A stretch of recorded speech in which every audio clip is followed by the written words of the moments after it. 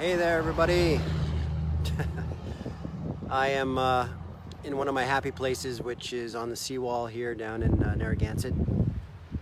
The Coast Guard house is behind me, famous Rhode Island landmark. Most of you on this side of the continent know it quite well. I wanted to share with you something that just came to me when I walked into the nursing home today. Two things actually. One is, we know that life is a circle, right? We know that we end up taking care of our parents who take care of us, right, when we're kids. And I don't know why today, because this is my third day seeing my folks now, but walking into the home today, there were a bunch of I don't even call them patients, inmates, right? I mean, I don't even know what to call them. Guests. They're just lying about. Some are off in their own world. Some are left alone.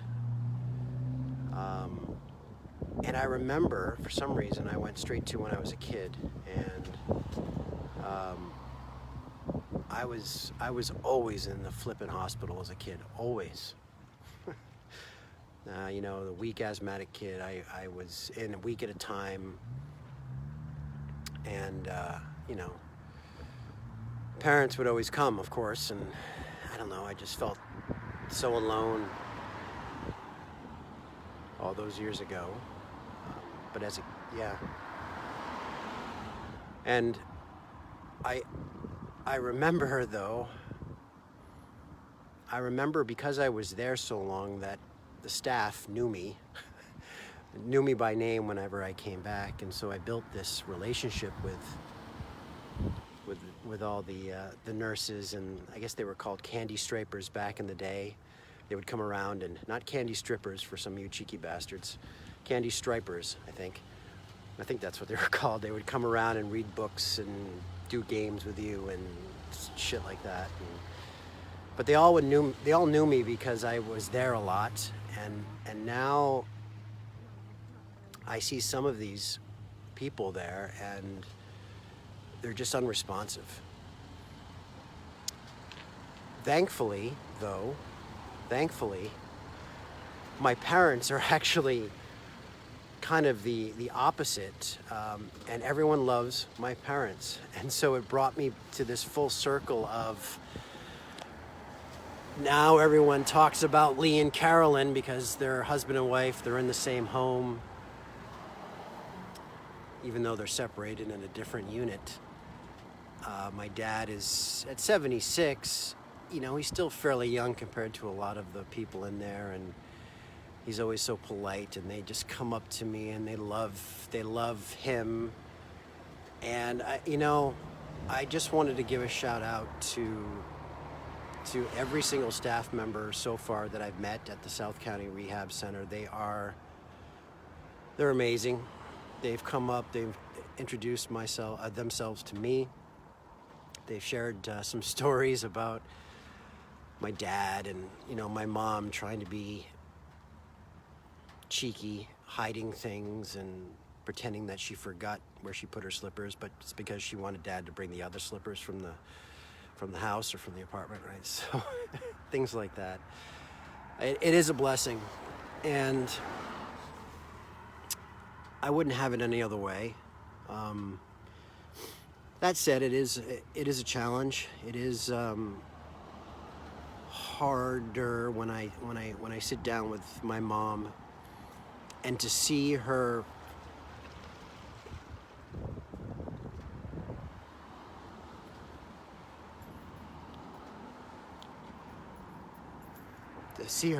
kind of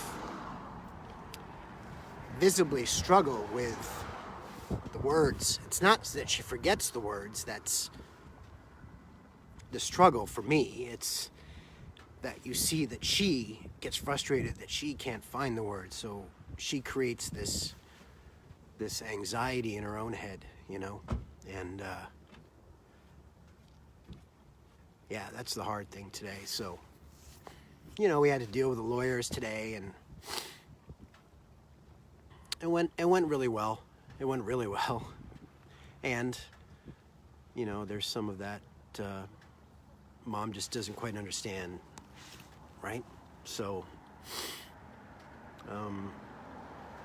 so you're probably asking, well, how does the Notebook tie into all this? And so, I know a lot of my guy friends out there probably may not even know what the Notebook is, but for all my my female friends in Facebook land, it's a great movie, and my mom and dad are very fortunate enough to be in the same nursing home.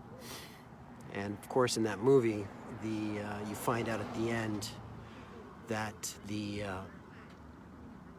woman has Alzheimer's, and James Garner, ironically, I just put that together. Fuck. James Garner is reading his wife their story every day. And I learned some great news today, which is my mom's actually getting a little bit better. So they're actually going to put them in a room together. So they get to stay together, which is absolutely amazing. And again, from the movie, right? It's that's how the movie ends, with them together, just drifting off. So, hey, you know, I mean, I couldn't have asked for anything better, and I'm just blessed and so grateful that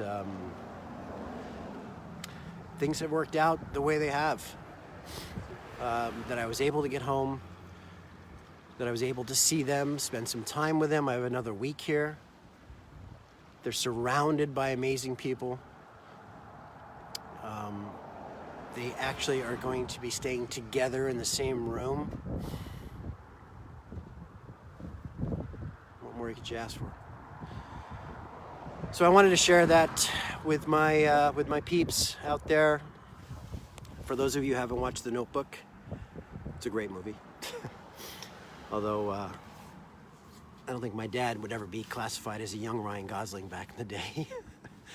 But no, it's a great movie, and they had a great life. Life is great, and so, you know, I sit here. I know it's hard to process all this, but yet I'm just so fucking grateful. And I feel alive, and I choose to have that perception and that outlook, and yeah, it's fucking great. So, goddamn, is it cold here in Rhode Island today? It's fucking cold, but it's beautiful here. It's beautiful. All right, Facebook land. I'm signing off. I'm gonna go for a walk and warm up with my Double D. All right, thanks.